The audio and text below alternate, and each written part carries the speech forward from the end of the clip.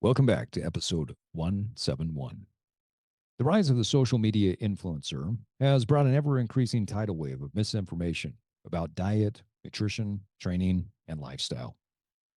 Beth Wolfgram is a colleague and professional that I've known and respected for close to 25 years.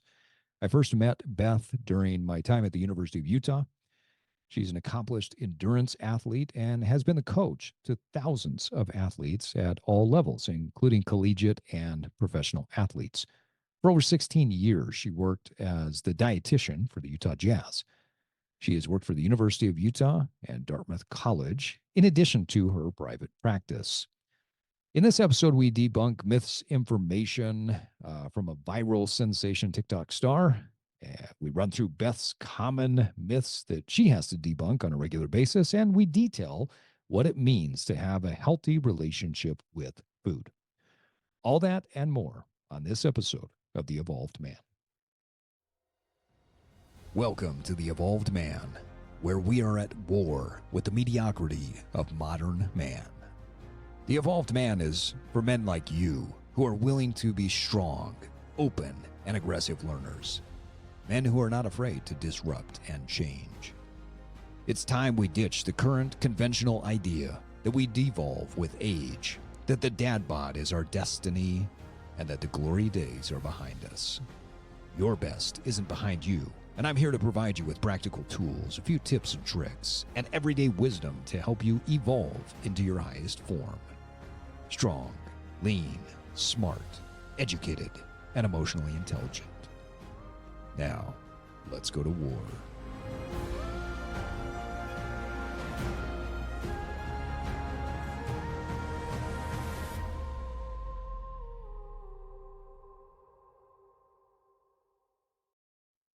Well, Beth Wolfgram, thank you so much for coming on. It's great to see you again. You have not aged a day since I saw you last, which has probably been about 20 years ago. Well, thank you, Steve. I appreciate that. This is exciting to be on, and I'm excited to chat with you again.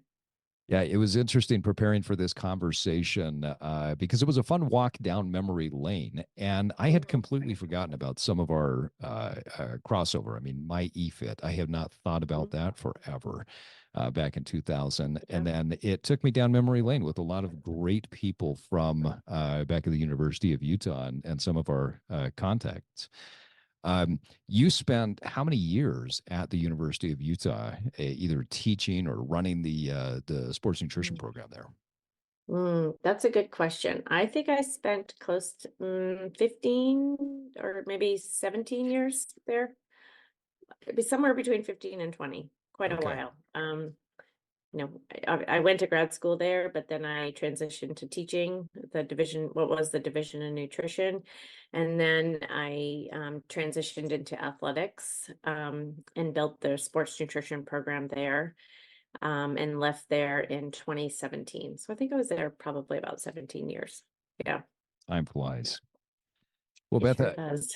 I mean, given the rise of misinformation in both the media and social media, I'm curious how you work with your clients to help them to eat well. What are you doing to combat misinformation? Mm.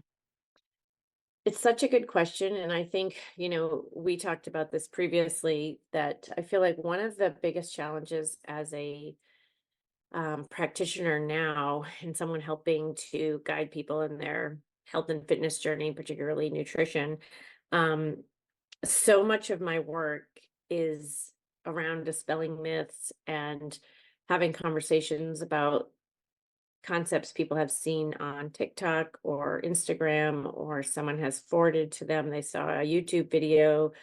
Um, and it's really taken like this whole world of its own, really. I mean, before social media, I think we as, health professionals were up against things like magazines, maybe occasional TV commercials, things on the radio, or what other Infomercials. I loved the yeah, infomercials infomercials, back in the those day. long infomercials, like those 30-minute infomercials.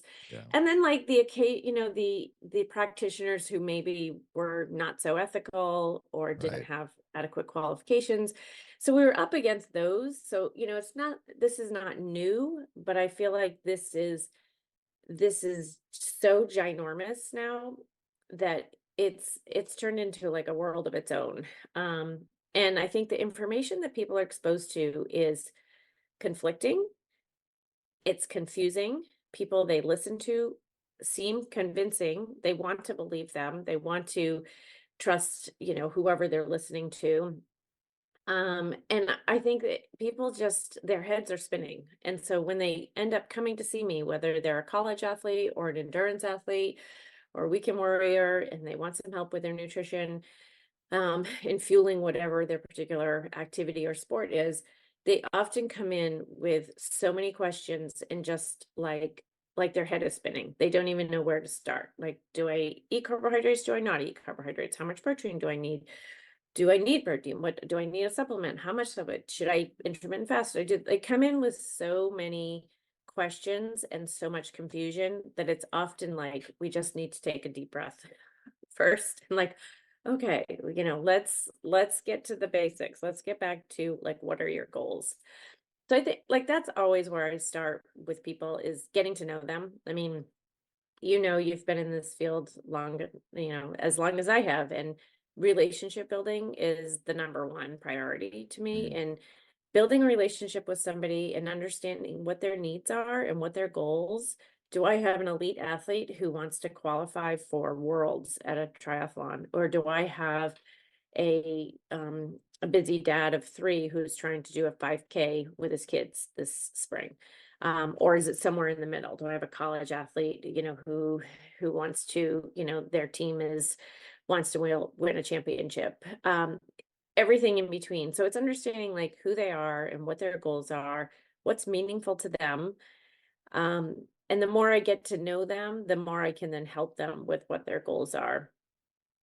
So I I think wonder it's how it's much of kind of that time, quieting all the noise, yeah, how much of really. that time is spent quieting the noise? I mean, it's so insidious. I mean, it just seeps It's into everything. it really is. And I really feel like it's gotten worse or more, I guess I should say more challenging in the last maybe 2 to 3 years. More Agreed. challenging and more incessant and more contradictory. Like Hmm. we just did a conversation with some of our athletes at Dartmouth College where I work, about debunking diet culture, and put together one of my staff members put together a video of a bunch of different clips from different people, and they were all contradicting each other. One was saying, don't eat any bread. The next one says, eat bread. It's a good source of carbohydrates. The next one says, don't eat any animal products. The next one says, eat animal products only. Like it's can get people just spinning and they don't know what to believe. And then I think they just kind of throw their hands up in frustration, which I don't blame them. I think it's confusing and frustrating, and people just don't know where to turn for good information. So I think that's the first step is just listening and like trusting, like we're going to form a relationship. I'm here for you. I've got your back. I'm going to provide you with the most evidence-based research and recommendations that I know of and I can. And I'm also going to work with your life. Like we're not going to recommend something that doesn't make sense for you or doesn't work with your current lifestyle. And I'm going to challenge you a little bit, but we're going to work together. So I think that's probably the difference between what you can get on, like Instagram or TikTok compared to working with a professional individually. So you reference videos that you get sent. I often get videos sent to me by friends, colleagues, and clients. I've told several of them that sometimes I'm just going to say, no, stupid, don't pay Mm-hmm. attention to it. And I said, I'm not being rude to you. I just need you to understand that there is so much information out there and so much bad information that it doesn't even require me or you to spend any time talking about why this is bad. Where I'm just Yeah. going to say, no, ignore it.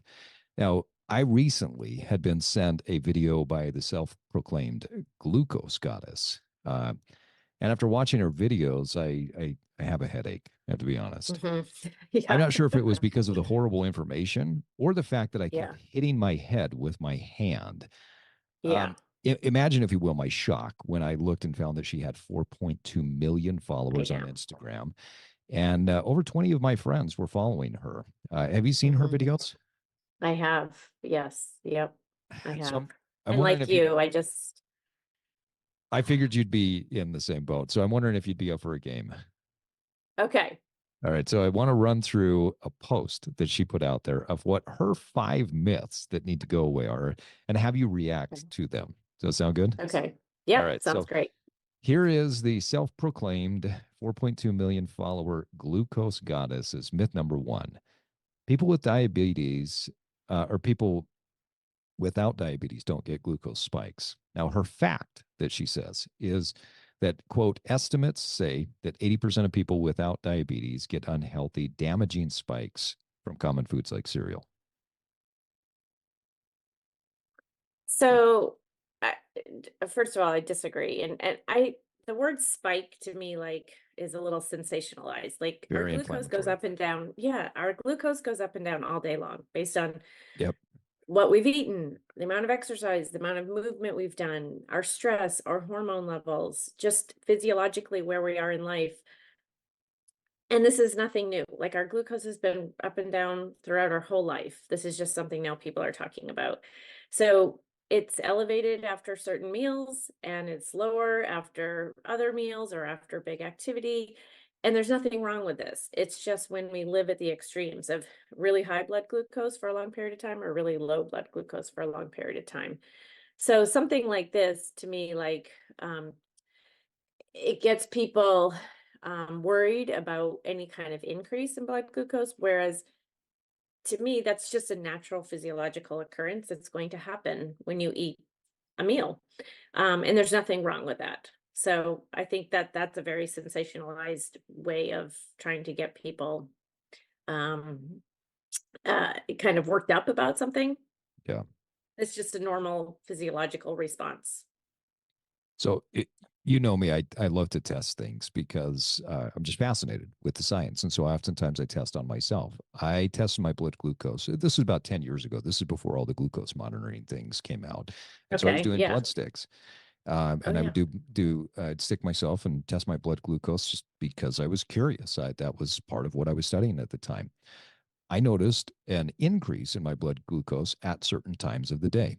When I looked at Mm, what was happening during that time, it had nothing to do with what I was eating, but I was preparing for exercise.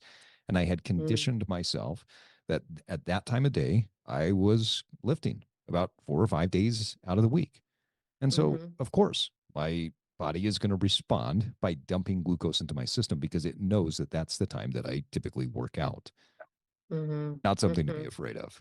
No, not Nothing something to to be be worried afraid of at about. all. No, not No, at all. no. No. I mean, I think and that's what we live in these very extremes. I think that's what people on Right, social media they live in this like it's if it's high, it's bad, if it's low, it's right. good, or if it's high or low, it's bad. And the reality is, you and I both know there's no like good or bad. There's like, this is life. And certainly if we live at this place that we're at an elevated blood glucose for a long period of time due to lifestyle or medical conditions, then yes, that puts us more at risk for diabetes. Um, but just because our blood sugar gets to a certain place at a certain time of day doesn't necessarily mean that that's a quote unquote bad thing or Right. unhealthy. Yeah. So to me, that's like putting things into the good and bad category. Yeah. And It's I a see that happening fascinating a thing. lot. Yeah, I see Yeah. that Well, happening a lot with the glucose monitoring, that people are like, oh, well, this food, whether it's this banana or this, bowl of fruit, this elevated my blood sugar. I'm like, that's what it's supposed to do. Like that's exactly. what it That's the does. Like purpose. that's the purpose. That's the purpose of it. And thankfully it did because you don't want low blood glucose levels or you'd be feeling miserable. And that's not, where we want to be health wise either. So I think it's feeding into that good and bad. Like this is good and that's bad Very type thinking. confusing for people. All right. Very So confusing. the self proclaimed glucose goddess myth number two: anything that is made from fruit is natural and healthy.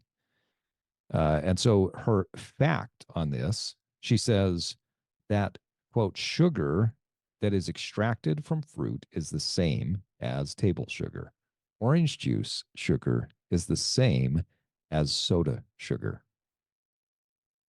Hmm. Oh, I would disagree with this as well. I think certainly, and this feeds into the whole like sugar is bad, and we should not have any sugar concept. What I think about when this comes to mind is like everything that you get, certainly there are different types of carbohydrates, and a carbohydrate is essentially a sugar. And so different types of carbohydrates. Is an apple different than a Pop Tart? Sure. An apple is different than a Pop Tart. That doesn't mean that both can't fit at some point in throughout your daily or your weekly, food that you're eating.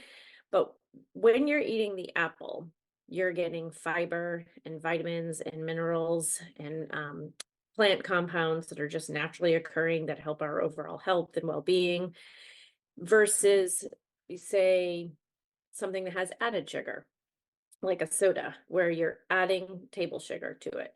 Is there a nutritional benefit to that? I wouldn't say necessarily like it's loaded with vitamins and minerals and things. No, absolutely not. Does that mean you can never have it? No, that doesn't mean that. But it does mean like when you're getting things like fruits and vegetables, you're getting the fiber, the plant compounds, and all of that type of stuff. So if we're comparing like orange juice to soda, let's just look at that. Like that's a perfect example. Orange juice and soda, they both have a lot of quote unquote sugar. Orange juice is naturally occurring carbohydrate or fruit sugar or fructose, naturally occurring. It has some vitamin C, has some potassium, may have a titch of fiber, probably not a lot, but a little bit. Soda is going to have the added sugar, and that's about it. So it doesn't really have any nutritional benefit. Is one better than the other? Certainly, if I was going to pick between those two, I would say the orange juice. Do we all need to be going around drinking gallons of orange juice? Probably not. Is it okay to have every once in a while? Absolutely. With a balanced meal with some protein in it? Absolutely. But the difference here is that there are two different types of sugar, and with one, you're getting some nutritional benefit. Would I rather have somebody choose like an orange? Sure. An orange over orange juice? Absolutely. Because then you're getting even more fiber, it's taking you a little longer to eat. You're probably easier, you're getting full a little bit quicker. But it doesn't mean we don't need to demonize the orange juice just because it's not the whole fruit. So comparing the two, I wouldn't say they're not exactly the same. And it also depends on your health situation. Like, are you somebody who has a higher risk for diabetes? Are you someone who is not eating adequate fruits and vegetables and having balanced meals with some protein, and someone who's active? Are you somebody who occasionally just enjoys a glass of orange juice with your, eggs and toast in the morning? That's okay. Like, I think it depends on the situation. And concepts like this that are like the black and white thinking or the all or nothing, I'm not a fan of, because nutrition doesn't live in that realm of like everything is good or everything is bad. There's like this continuum of sometimes it's okay and sometimes maybe not so much.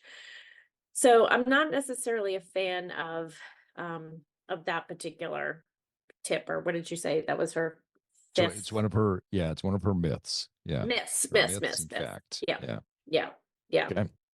All right. So, myth number 3 that she put out there. The myth is we need to eat sugar to live and have energy. Now, her fact is that sugar is for pleasure, but it's harmful to our health and we don't need to eat it.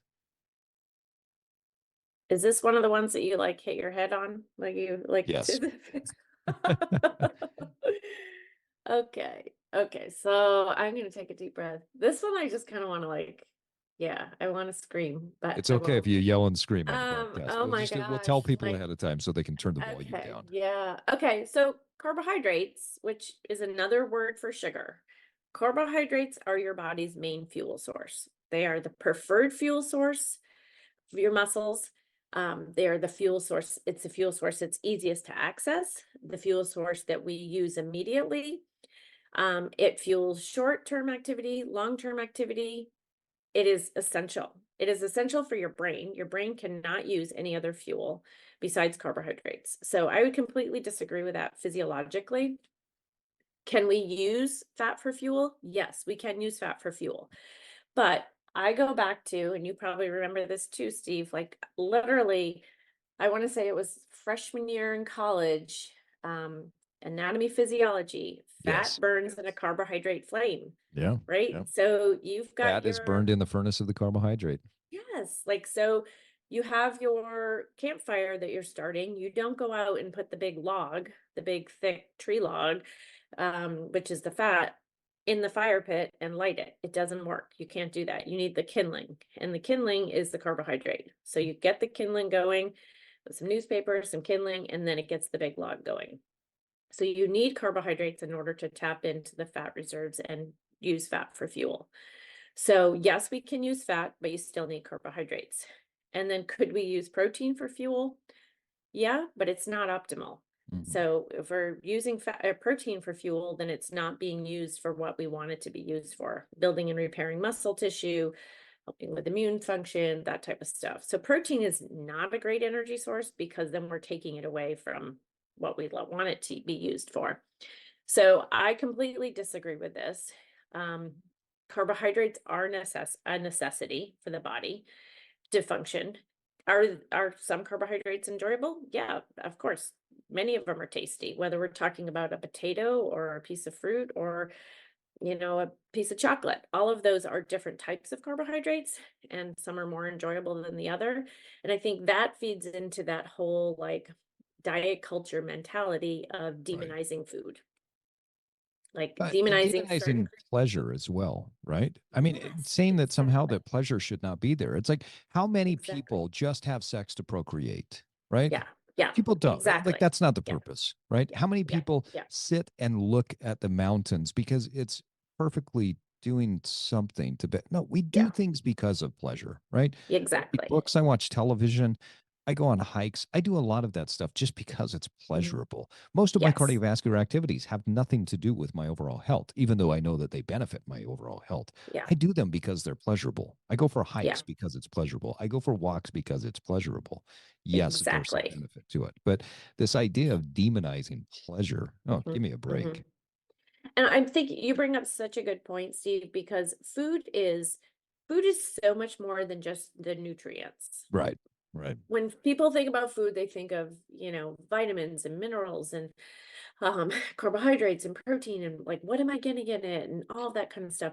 But food is also culture. Food Mhm. is our experiences. It Yeah. is it's memories, it's enjoyment, it's bringing people together, it's pleasure. Like, and food has a place in all of those things, and it doesn't always have to meet all this criteria of this nutritional profile. It Right. should be enjoyed, and it should be, and it makes me really sad when people, I see this all the time. I see people say, they come in and they say, well, I don't eat whatever, fill in the blank, XYZ, because of whatever. Like I think it's not good for me. I think I've heard that, you shouldn't eat any of these, or I've heard that it's whatever, anti-inflammatory, or I shouldn't have them, and it's a bad food. And I think, like, how sad is that? Like, if you're not eating some of your favorite foods, that's really taking away pleasure in your life. So I think like food is so much more than just the nutrients. And I would say a healthy eating style is way more than just the nutrients. And I ask people that, like, what's healthy eating to you? Like when I do talks, I'll say, what's healthy eating? And 100% of the time, people are like, having enough, protein, having enough water, having enough vitamins and minerals, having adequate fiber. Like they'll come up with all these things. And then I'll say, "What about these, like, what about, like, eating the foods you enjoy? What about sitting down to a meal with friends or Mhm. family? What about cooking? And what about having fresh ingredients and enjoying the flavors and tastes? And what about, like, actually enjoying the whole process of the meal?" And people are like, "Oh, never even thought about that." So it's Yeah. the healthy relationship with food and your body and what you eat is very secondary in terms of what people think. It's so So sad too this because we've moved away from that, and I think it's created Mhm. an extremely unhealthy binary, as you referenced: good, bad, healthy, unhealthy. I've talked a lot recently, in particular, about that. I believe that there are 6 C's of nutrition. Food is culture, as you referenced, like it's part of who we Yep. are in our society. It's comfort. Like we eat certain Mhm. things just to feel comfortable because we enjoy it, Absolutely. right? It's creativity. I Mhm. love the idea of building a meal with someone, or building a meal for someone that is an Mhm. expression of creativity. It's connection, right? Whether it's Yep. connection with yourself, just sitting, having the coffee and looking at the mountains in the morning, or it's Mhm. connection with a friend. It's convenience. Like we're in a very busy society, it has to be convenient. Yep. And then it's also the communication piece. It's the what communicates to ourselves in order to function well. But that Yeah. communication Uh, piece is only one aspect, right. right? Right. There's Yeah. so I much think more that's a great richness to it. summary of it. So much, there's so much more to it. And I think many other cultures do this differently than Right. we do. And I think that's really admirable and really something we could learn a lot from. Yeah. Agreed. Um, in terms of slowing down and pausing and recognizing that how we're navigating through our busyness, quote unquote busyness of life is really like impacting, and the information we're being absorbing in is really impacting like how we feel about our bodies and ourselves and our overall health and our mental health and physical health, really. Yeah. Couldn't agree more. Okay, so we come back to the Okay. the glucose goddess. We've got 2 more myths to talk Oh through. man, I'm still recovering from that one. Okay. All right, deep breath. Myth number 4 is that glucose only matters if you have diabetes. Now, her fact that she states is that steady glucose is important for all facets of short and long term health and for the prevention of diabetes. I don't even know. What does that mean? Glucose only matters if you have diabetes. Yeah, so that's her myth, Like but her glu fact yeah. is that steady glucose. So what she tells people is steady glucose is Okay. important for all facets of short and long-term health. I'm not sure what that means. How Okay. would you define short-term and how would you define Mhm. long-term? And Yeah. it's also important for prevention of diabetes. Okay. So, I mean, I think so I'm gonna kind of balance this one out a little bit. I think like having a glucose level. So glucose is something, maybe we should even like back her up and kind of talk about like what is blood glucose? Well, blood glucose is um a response that happens in our body when we've eaten certain foods or we've exercised or we've our hormones are our interplay here, health, time of day, all those kind of things. So our blood glucose level goes up and down all day long. If we were to monitor it, which some people do, whether they're doing it with a continuous monitor or a finger pricks like you talked about, and they just want to get information, you would notice if you tested your blood glucose level every hour throughout the day, it would be different all day long. So the fact that it goes up and down and fluctuates is completely normal and would not be surprising to me at all. Avoiding the huge extremes of really high glucose levels on a regular basis and really low blood glucose levels on a regular basis is what we usually recommend in the health and wellness field. Like we recommend kind of avoiding those extremes for the most part. So when someone is diagnosed with diabetes, it means that their average blood glucose levels are above a certain level on a daily basis. Yeah. And if someone has low blood glucose levels, it means their average blood glucose levels are low on a regular basis. There's challenges with both those situations. People who have low blood glucose levels, we are often worried about them fainting, passing out, fainting, feeling weak, feeling dizzy, having a hard time focusing, maybe having some medical conditions. Obviously, people who have high blood glucose levels, and if they're diagnosed with diabetes, then we are trying to modify or manage diabetes in a way that is their lifestyle, or sometimes people use medication, or if it's, I mean, we haven't even talked about this. Like some people just, their pancreas does not produce enough insulin, which then causes high blood glucose levels. And that's just genetically. So they have diabetes and they're just born that way. It's Mhm. not something they've done wrong. They just, it's like having, like a heart condition that you were born with. Some people are just born with diabetes because their pancreas doesn't secrete enough insulin. So living at either end of the spectrum is not necessarily optimal, and we may try to help manage that a little bit. So yeah, we try to help people, or I would try to help people stay in a range where they're, I always call it, like, I draw a graph, like your blood glucose is just kind of rolling throughout the day. So what does that mean? And I work with a lot of college athletes, so we talk about like eating regular meals, like getting up and eating breakfast, eating lunch, eating dinner. I work with very active young athletes, and so most of the time they're probably going to need another snack or two because they've got a lot of activity, they've got class, they might be up late. So it's eating regularly throughout the day. It's balancing out your meals with some protein and some carbohydrates so that those little rolly blood glucose levels that happen throughout the day are kind of like that versus like way up and way down and way up and way down.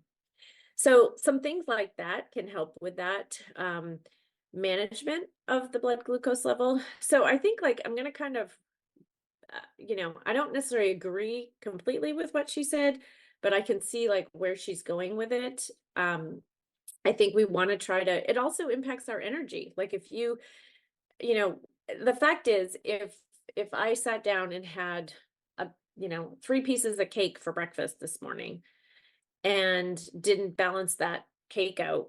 Not that I necessarily eat cake for breakfast, but that would be okay if I did. Um, with some protein, like maybe a glass of milk or some sausage or something like that, then probably I would feel like a big rush of energy and probably a little bit of a drop in energy a few hours later. So how could I manage that? Well, I could either change that cake that I ate for breakfast and have some oatmeal with some fiber and some protein, or I could add some protein to the cake and kind of balance that out. But I probably wouldn't feel optimal if I just ate that by itself. Yeah. So, I think, like, I see where she's going with this information, but I think, again, to me, it's like the delivery and the like all or nothing, good or bad type mentality. Yeah, very sensationalized, and much of this is nuanced, and understanding the nuances, understanding how we can eat so that we have optimal performance, optimal health, if that's the goal, Right. and just a happy, healthy lifestyle. I think Yeah. most people just want to have a happy, healthy lifestyle, feel good about themselves, feel good about their energy throughout the day, and then there are people, like many that you work with, that are looking for optimal performance, right? They want to Right. achieve some sort of performance goal. All right, so we're going to shift away from the goddess here, as she calls Okay. herself, and I'm curious to hear what is on your list. Now, I've got my list of myths that I tend to Okay. fight quite a bit, but I'm curious to hear what yours is. What are the myths Okay. that you fight most often? Yeah. So when I was thinking about this last night, I made a little list of my own, and then I reached out to some colleagues because we get really funny, crazy. We hear a lot of crazy things, and so it was kind of fun to gather everybody's thoughts. I think some of the things that we haven't talked about is nutrition. I think in the media lives in this, like, there's a one thing that's going to work for everybody. Yeah, and solve all your problems. It's solve all, and we've seen that forever, right? That's been something we as health professionals have had to deal with probably our whole career. There's like one supplement, one magic bullet, there's one diet, there's one something that's going to work for everybody and solve everything. And that's really not true. Well, it really goes back Nutrition, even hundreds of years, right? I mean, people who used to promote tonics, or, they were yeah. called snake oil salesmen, that Yes. take this Yep. thing and it it cures all things. We're no longer doing that in terms of the potions and the powders like the snake oil salesmen. They're all dressed up as experts, and they are selling Yes. nutrition. They're selling a poke, they're a powder, a pill, but also a dietary dogma. And so we have a new Yes. breed of snake oil salesmen, but We they're sure all the do. same. It It's the is, you're same as it right. was It's the 200 same years ago. thing. Exactly. It really is. And nutrition is not a one size fits all approach. The Right. way you eat and the way I eat may be very different. There may be some overlaps in what works for us, but what works for you may not work for me, whether it be taste wise, whether it may be cultural wise, maybe it's accessibility. Like I think that's the other thing that we see a lot. Is assuming people, like encouraging people to eat fruits and vegetables. Great idea. Well, a lot of people in our country and around the world don't have access to fresh fruits and vegetables. So Or we're can't having afford them, them, we're right? can't afford them, don't Yeah. have access, it's not available. So here we are recommending eat more fruits and vegetables. Well, we might be recommending this to people who it's not accessible, they Mhm. can't afford them, it's not within what they can, provide for their family, so we're providing information that is not relatable to them and not Right. accessible. So I Right. think, that concept that there's a one size fits all, I see that as something that's really, um, a big myth, and, nutrition to me is it's a science, obviously, there is legitimate science. It is physiologically, biologically, we know a lot about nutrition and how it impacts the body and different vitamins and minerals, but nutrition is also an art. I say it's an art because again, you and I may have different taste preferences. I may live in a different geographical area and have access to different foods or not have access to certain foods. I may prefer vegetarian diet over a meat-based diet. I may be a single parent with 3 kids and work a job out of my house, and somebody else may travel and eat, on the go and all the time. So everybody's life is a little bit different. So even though there's science to it, we have to take the art of it and make it work for you. If I tell you to eat, fish 3 times a week, and you're like, well, I don't have access to fish. I don't know. I don't like it. I don't live near a place I can get fresh fish, and it doesn't work for my lifestyle, then that's a recommendation doesn't make any sense. So I think that's one of the big things that I see is people jumping on the bandwagon and the train of like, I saw this on social media and this particular product, diet, supplement concept applies to everybody. Yeah. One size fits all, and it's going to cure all. Exactly. Exactly. Yep. Yep. Great. Another thing that I see a lot is people assuming that a supplement is going to take the place of making some lifestyle changes. I see you smiling and laughing. It shocks me how much we spend on supplements in our country. Yes. It Yes. is a multi-billion-dollar business. In fact, it gets close to rivaling the pharmaceutical industry. Hmm. Um, it is probably the thing I get asked the most about. What do you think about fill in the Yes. blank? Right. Yes. Yeah. So I'd love to hear more. Yeah. So I will preface this by saying, first of all, I don't think anything has changed in the, 30 something years I've been in the nutrition and fitness industry. Um, there is a time and a place to supplement our diet with XYZ, whether it be a vitamin or a mineral or something like that. So, yes, there is a time and a place, but I always start with the foundation, and I describe it in this way. Like if you're building a house, you put the foundation in first, and then the walls up, and then the roof. Like there's a methodical process of building a house.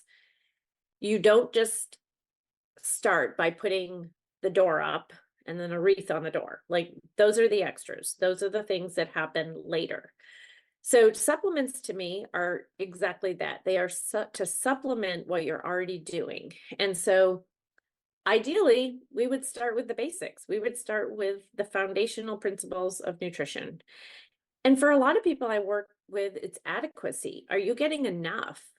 I mean, I see so many people who follow the diet culture concepts of nutrition and are like completely under fueling, like not eating enough, not eating enough on a regular basis, or not eating enough and then swinging to the extreme and then maybe, overeating and then undereating and then over and kind of going back and forth. They're trying different diets, they're trying different quick fixes.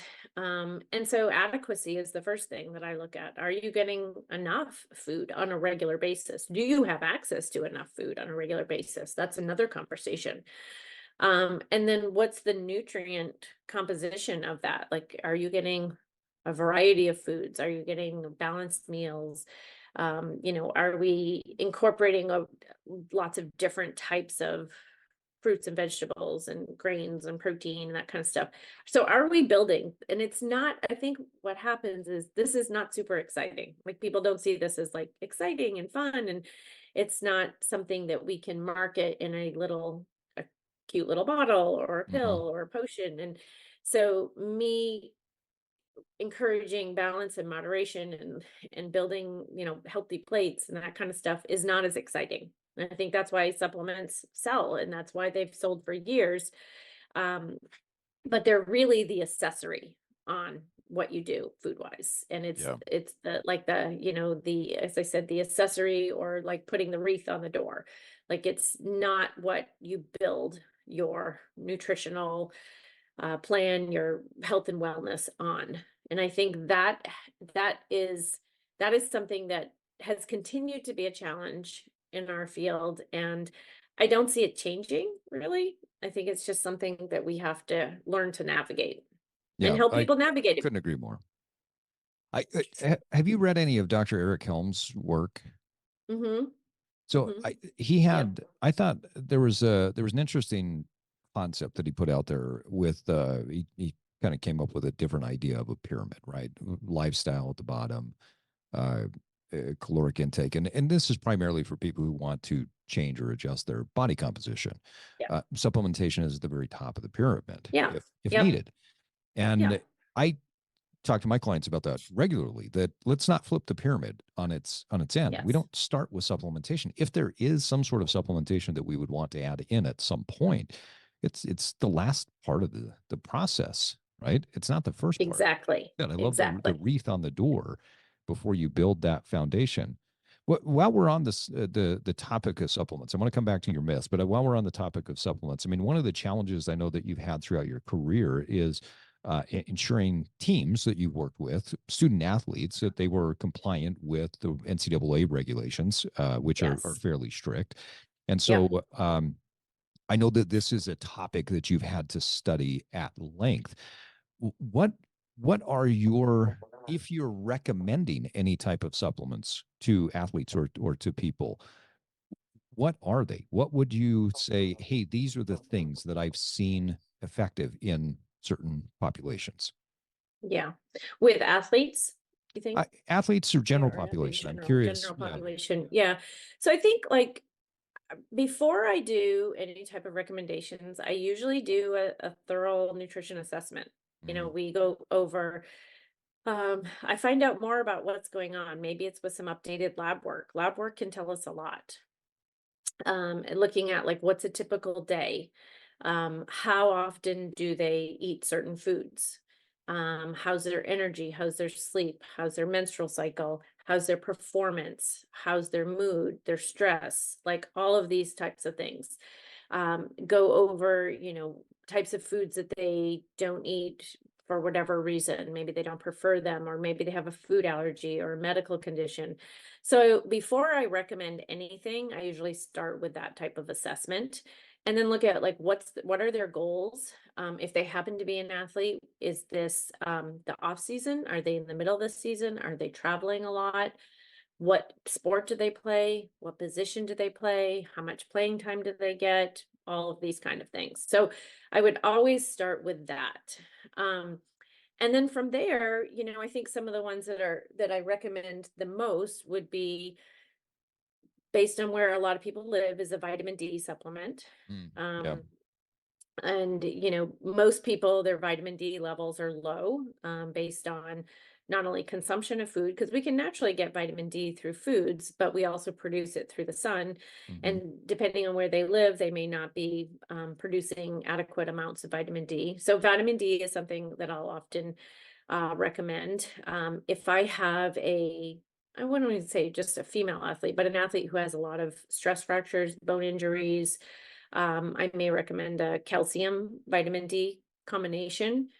Um, Magnesium is something I will often recommend. There's a lot of research behind magnesium for lots of different aspects of health, but can also help some of my athletes who are having some challenges sleeping. Creatine is also something, it's one of the most researched supplements that there are, in terms of helping with not only, I think initially we thought it was helping with only performance, it was Right. strength and Right. power. Yep. But now we're seeing like the benefit of creatine from brain health Hmm. standpoint and gut health and, so many different aspects of our overall health and well-being. That's another one. Um, I don't know of any supplement that has been researched more than creatine yeah, over the I years. would I mean, agree. Yeah, I I think would that agree. there are more, and especially high quality, right? Randomized, controlled human Yeah. studies on creatine. Yes. I don't know of any other supplement that has been researched as much, and I think that's part of why we're understanding more about it relative to brain and gut health now, is because we just started looking at it initially from the performance standpoint. We said, "Hey, this thing seems to make a lot of sense." The thing that Exactly. fascinates me with creatine, and I don't want to go too deep into this rabbit hole, is people still don't understand how it works. People Mm, still think about it in terms of, oh, it's like a steroid, it makes your muscles bigger. Like, no, it's an energy yeah. source. It comes Mhm. in and lends a phosphate so that you can do a little bit more, which helps you to Yeah. build more muscle. But anyway, Right. we won't go Right. down that Right. road. Well, it's kind of like that thinking of like protein builds muscle, right? Right. Right. Protein doesn't necessarily build the muscle. You have to do the work to build Yep. the muscle, but protein helps with building and repairing. So it's kind of that same concept. Right. And I think like something to think about, I work with a lot of athletes, whether they're collegiate or professional athletes, who may get drug tested in their sport. Hmm. And if they get drug tested, they want to, ensure they don't lose eligibility. So we want to Yep. ensure they're not ingesting any banned substances. And that's, a whole area that I think we've seen a lot of change and shift in. There was such a, for many years, there was a shift in the manufacturing and production of supplements where they may be, you may have like something that's very safe and healthy made in a plant that also had something that would have been banned for, say, an Right. Olympic athlete or a Right. collegiate athlete. We now have what's called third party testing. And third party testing, the one that I recommend and utilize the most is NSF. And Mm. NSF, there's a great app and they have a great website. NSF.org, I think. But they have I use the app a lot with my athletes. And I actually just pull it up and show them. Actually, it's the first thing, NSF for sport. And it's got like a swimmer on it. Okay. Just disappeared.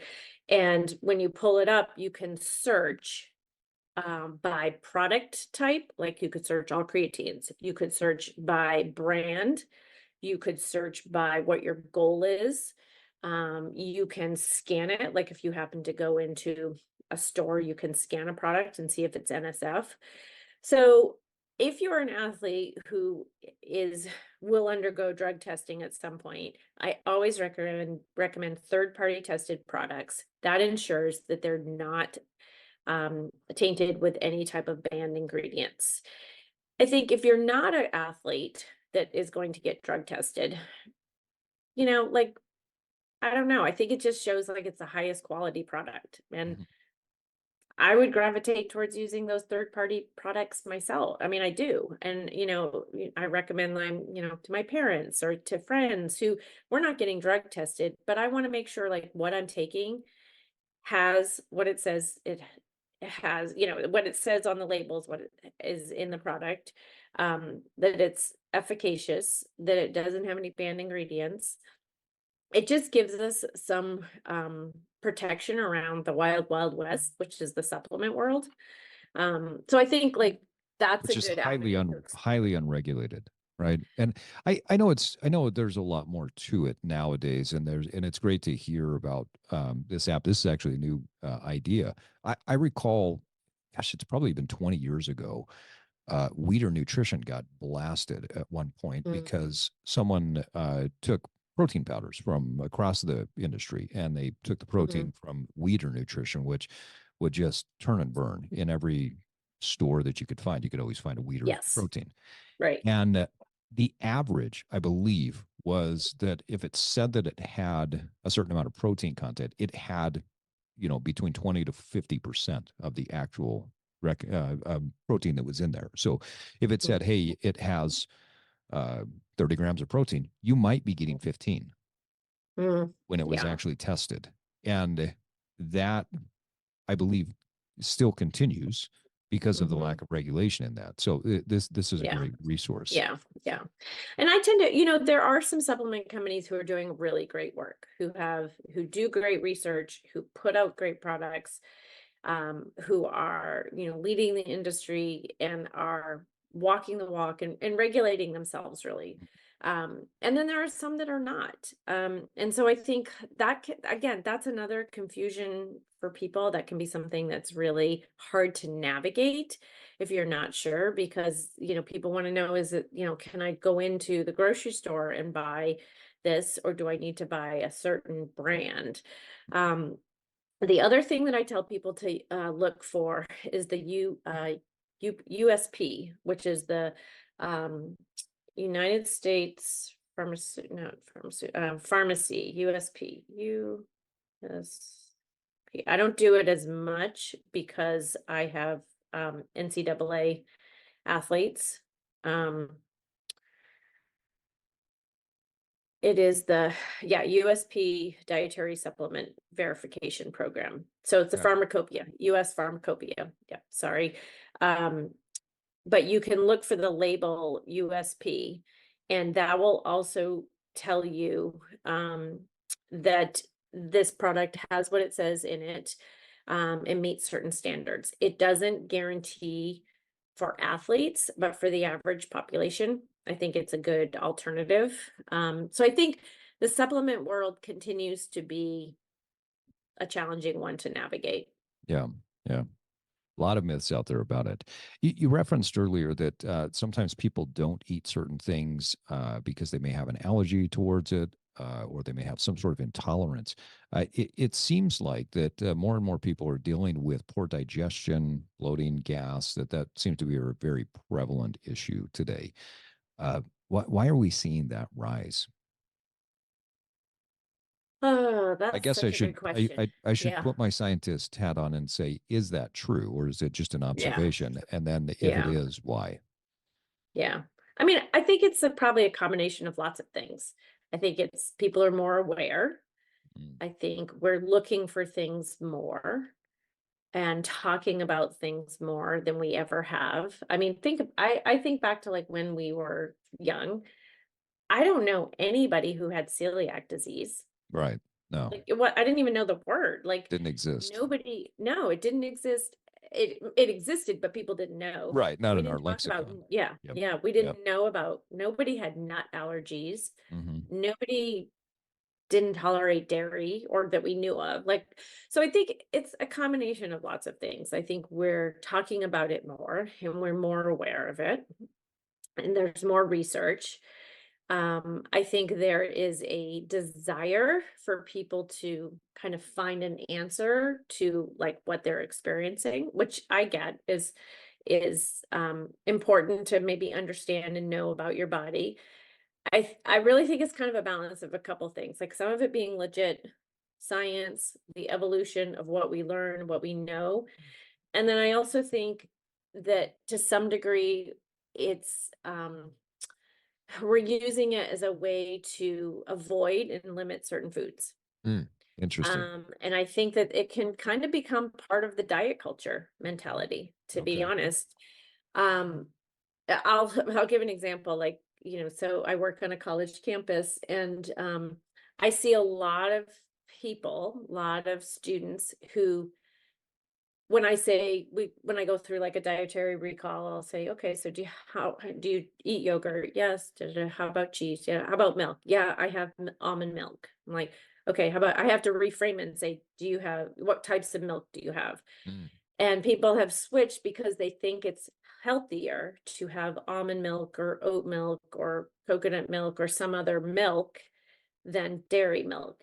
But then when we actually compare them side by side, the dairy has the better nutrition profile. It has more calcium, more vitamin D. Um, calorically, is within the same realm. But if you look at like a nut, like an almond milk, it's got like 1 gram of protein mm, compared to dairy. A glass of dairy milk is going to have like 8. So there is this like notion of like it's healthier. So people jump on the bandwagon with it. And then they say, oh, well, it's helping my digestive system. I think it kind of becomes, it's like, oh, it becomes like a little bit of a vicious cycle. Like people like, they think it's solving their gut problems when there might be something else going on. It might be they're not eating enough fiber, or maybe they're right. not drinking enough water, or their stress is high, Hmm. or they're struggling mental health wise, or I see this a lot. They're not eating enough. So there's something called energy availability. Um, and we see this a lot, not just with athletes, but with everyone, that it's basically the gap between like what you need and what you're consuming. And if that gap is too big for too long, you will have something called low energy availability, and it can cause issues on every system of your body, including your gut. So we see people, not fueling adequately and doing high activity level, and they have digestion issues, they have issues going to the bathroom, they have bloating, gas, among other, maybe bone health issues, that kind of stuff. But it's related to their actual caloric intake, not a particular type of food. Yeah. So I think it's lots of Fascinating. reasons. Fascinating. Yeah, I think we see this influx of intolerances and allergies, things, for lots of different reasons. And I also think, I will say it's great for the people who have a true food allergy. Like, it's phenomenal now. There's so much more information and labeling and accommodations that are made for people who have a true peanut allergy or a true, soy allergy, whatever it is, that there are ways of them navigating our world and still enjoying food and being safe, not Yeah. putting them into anaphylactic. So I want to talk through. I know we're coming up on our time here, but I want to make sure that we touch on this concept of building a healthy relationship with food, and our bodies, because I, from my perspective, at least in America, we don't have a good relationship with food in general. Mhm. We have that old school toxic relationship. The druggy guy Yeah. comes home with the Trans Am with the smoking and cigarettes hanging out, like, and we just take him back Yeah. even after he beat us. We have that type Yeah. of relationship. A mutual friend and colleague, the Headstrong doc, right? Oh, Uh, yeah. Yeah, yeah, no, yeah. Nicole. She had Yeah. referenced at She's some awesome. point, yeah, that talking about self care. I love what she said here, that we have to combine that with self compassion, which I agree with completely. Mhm. Many athletes, but also many people that I work with who are driven executives, they're driven, they're determined, they want to reach certain goals. Um, I'd love to hear your thoughts on how do we show ourselves compassion and develop a better relationship with ourselves and our food. Mm. That's the $1,000,000 question, right? Right. You're like, yeah, like that's, and I think there's probably lots of ways to do it. There's lots of different strategies for different people. And um, I think if we knew how to do this for the masses, then how fantastic would that be? Yeah. Like, for us to impact people. Um, I would say from both personal and professional experience, I think some of this comes with wisdom and I don't want to say age, but maturity, wisdom, Mm, experiences, life experiences of yeah, understanding what's important in life and what you value and what your priorities are and what makes your life rich in terms of like full and enjoyment brings enjoyment to you. um and I think it's it's finding that balance between all of those things and like living a healthy life. And yeah, so again, it's going to be different for everybody.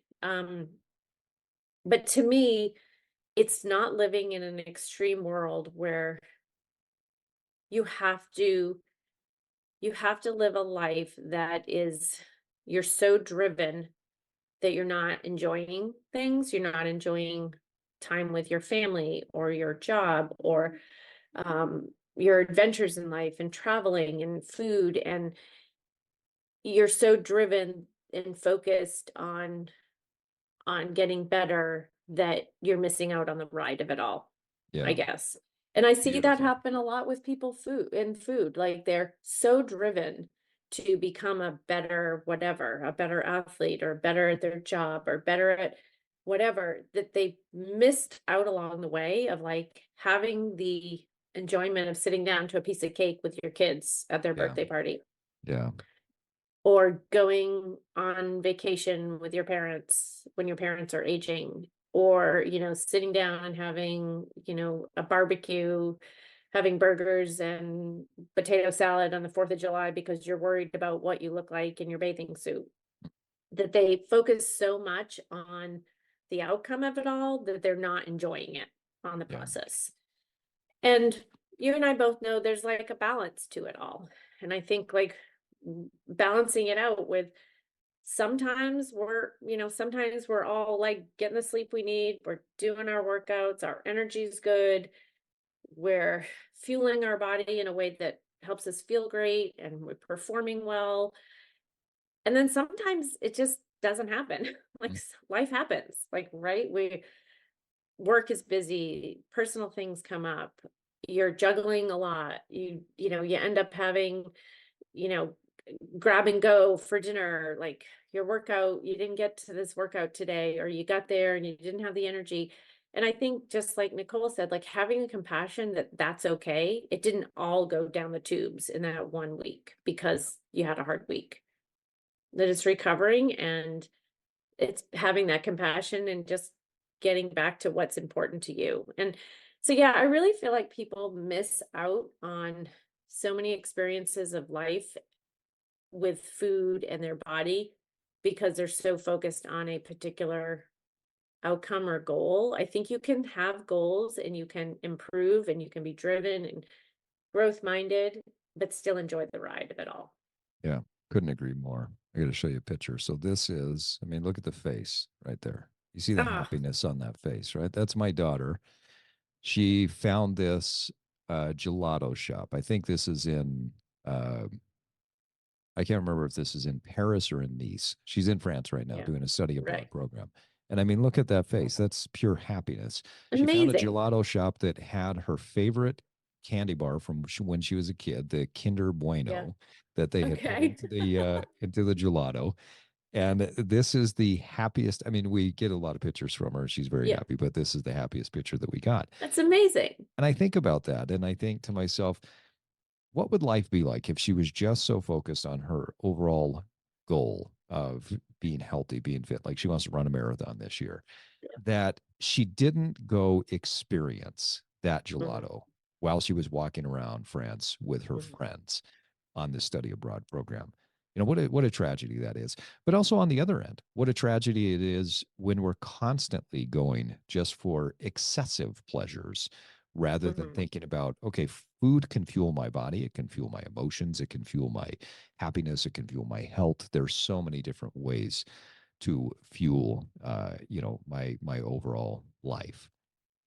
Well, Beth Wolfgram, I know that we are coming up on our time here, so I want to thank you for coming on. It's been a pleasure to reconnect and to chat all things nutrition. I would love to have you come back on in the future because there's about a dozen or more questions that I would love to address with you. For our listeners, if you were to give one final bit of advice relative to their nutrition, their food, any parting thoughts for our listeners that you want to leave with them today? Well, it has been a joy to reconnect and kind of go down memory lane. We've got a long history of working together in different time periods of our life and with different Right. types of clients and everything. So that's been really fun. It's been really fun to connect with you again and beyond. So, and I've enjoyed this. Like, I feel like we could talk all day. Right. It's a Right. kindred spirit. Absolutely. I think the one thing I would leave people with is nutrition, food is just one aspect of your life. It's certainly important, but it's not the only thing in life. It's something that is I view your health as a big puzzle, and your nutrition, your blood pressure, your cholesterol, how much sleep you get, your mood, all these different things are pieces of the puzzle. And this is just one piece.